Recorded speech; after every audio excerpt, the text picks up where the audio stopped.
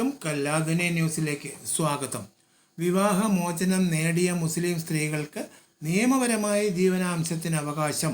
Supreme കോടതിയുടെ സുപ്രധാന വിധി. മതപരമായ വേർതിരിവുകൾക്കപ്പുറത്തേക്ക് ഇന്ത്യയിലെ വിവാഹിതരായ എല്ലാ സ്ത്രീകൾക്കും സെക്ഷൻ 125 ഒരുപോലെ ബാധകമെന്നും സുപ്രീം കോടതി. വിവാഹബന്ധം വേർപെടുത്തിയ മുസ്ലിം സ്ത്രീകൾക്ക് നിയമപരമായി ജീവനാംശം ആവശ്യപ്പെടാമെന്ന സുപ്രധാന വിധിയാണിത്.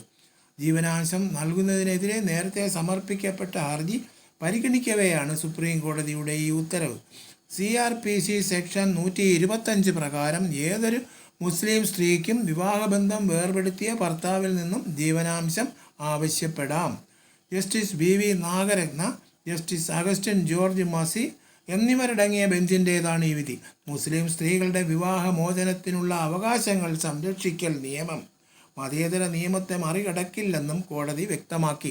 വിവാഹബന്ധം വേർപെടുത്തിയ ഭാര്യയ്ക്ക് 10,000 രൂപ ജീവനാംശം നൽകണമെന്ന തെലങ്കാന ഹൈക്കോടതിയുടെ വിധിക്കെതിരെ CRPC സെക്ഷൻ 125 ചോദ്യം ചെയ്തുകൊണ്ട് നേരത്തെ ഹർജി ഫയൽ ചെയ്യപ്പെട്ടിരുന്നു.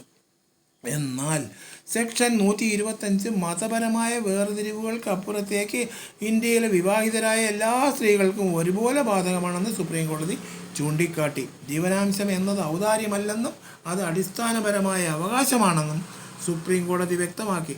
എല്ലാ സ്ത്രീകൾക്കും ലിംഗസമത്വവും സാമ്പത്തിക സുരക്ഷിതത്വവും എന്ന തത്വം ഊട്ടിയുറപ്പിക്കുന്ന ഈ അവകാശം മതപരമായ അതിർവരമ്പുകൾക്ക് അതീതമാണെന്നും കോടതി വ്യക്തമാക്കി. ന്യൂസ് ഡെസ്ക് കല്ലാധുനി ന്യൂസ്.